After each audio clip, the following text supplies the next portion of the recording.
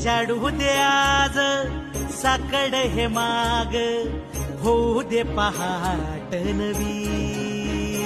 आता होऊन जाऊ दे साऱ्या जगाला पाहू दे, पडू दे पाऊल जरी काट पाया खाली लागल्याला येऊ दे, पडू दे पाऊल. मोठी लढाई र लढू मातीसाठी र गड्या, मनगटाचं जोर लावून दाटला जरी अंधार एकजूट होऊ आज, दिवा देऊ तेज